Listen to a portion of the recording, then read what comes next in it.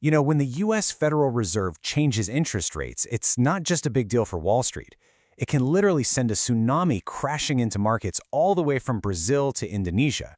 It's kind of crazy when you think about it, right? How can one decision made in Washington, D.C. cause so much chaos halfway around the world?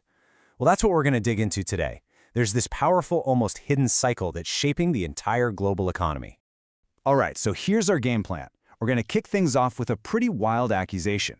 Then, we'll get into what's really driving all this. We'll look at a massive crisis it caused, see how countries tried to fight back, and finally, check in on how this whole cycle is still playing out today.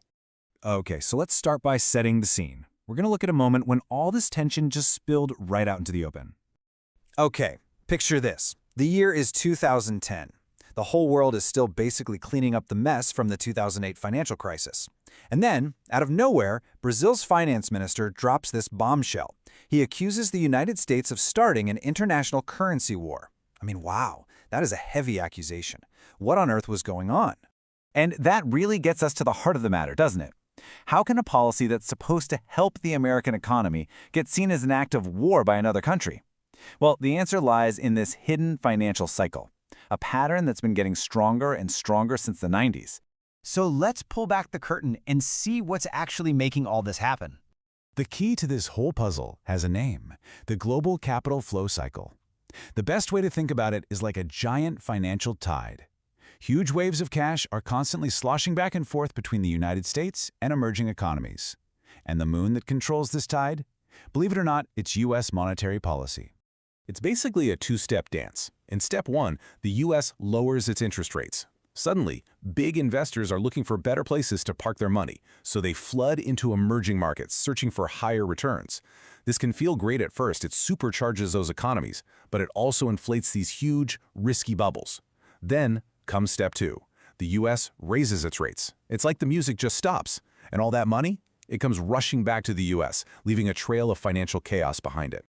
Now, this isn't just some abstract theory. Let's look at a real-world example of what happens when this cycle plays out, and the consequences can be absolutely devastating. So back in the early 1990s, this cycle was going full throttle.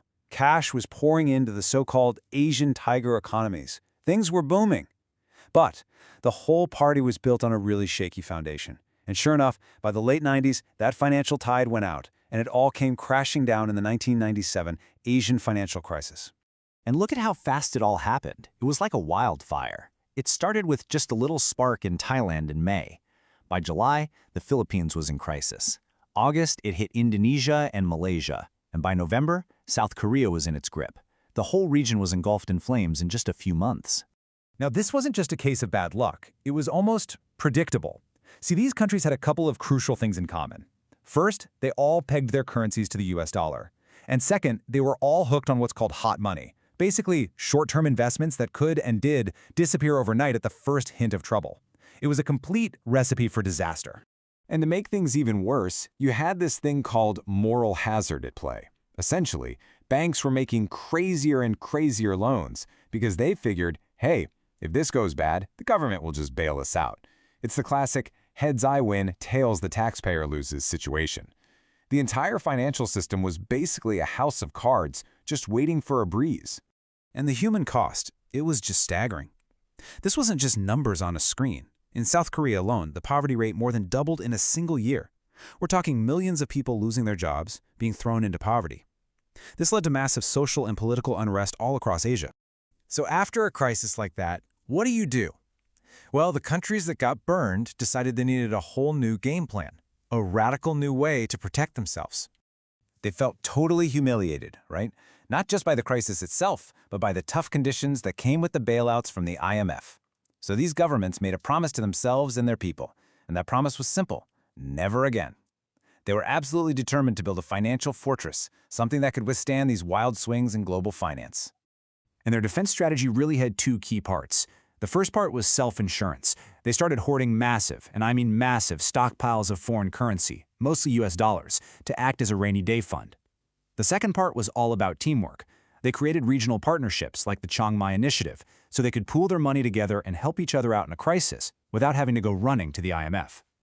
What emerged from all this was a whole new system that some people call Bretton Woods II, And it's a bit of a strange loop. Here's how it works. East Asian countries intentionally keep their currencies cheap. Why? To make their exports super competitive. Then they take all the profits they make from those exports and use that money to buy U.S. government debt. So they're essentially lending all that money right back to the U.S. It's this incredibly codependent financial relationship. And the amount of money we're talking about here is just mind-blowing. By the end of 2009, these governments had piled up a financial war chest worth over $4 trillion in foreign reserves.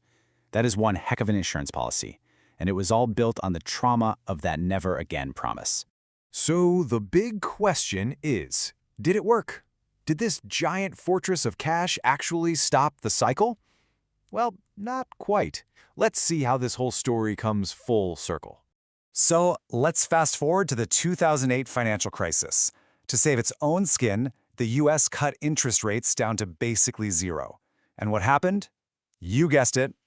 Here we go again. The cycle started all over. You can see it right here, this huge surge of capital just flooding back into emerging markets. The financial tide was rolling in bigger than ever. This really shows you the two sides of this coin perfectly. Remember that currency war we talked about at the beginning? That was in 2010, and it was all about the problem of too much money flowing in, because U.S. rates were so low. Then, just 3 years later, you have the taper tantrum. This was the exact opposite problem. The U.S. just hinted that it might raise rates, and suddenly everyone panicked, and capital started flowing out. It's a perfect illustration of the two phases of this incredibly volatile cycle. And this quote from the head of India's central bank at the time, Raghuram Rajan, just nails it. He's asking a really fundamental question here. Is it okay for the U.S. to do what's best for its own economy, even if it causes a huge mess for the rest of the world? I mean, that's the debate that's still at the very center of global finance today. Which leaves us with a pretty big, unanswered question. As long as the U.S. holds the switch that controls this global financial tide, are emerging economies just stuck? Are they trapped on this permanent roller coaster of boom and bust? In a world as connected as ours, is there any way to ever get off this ride?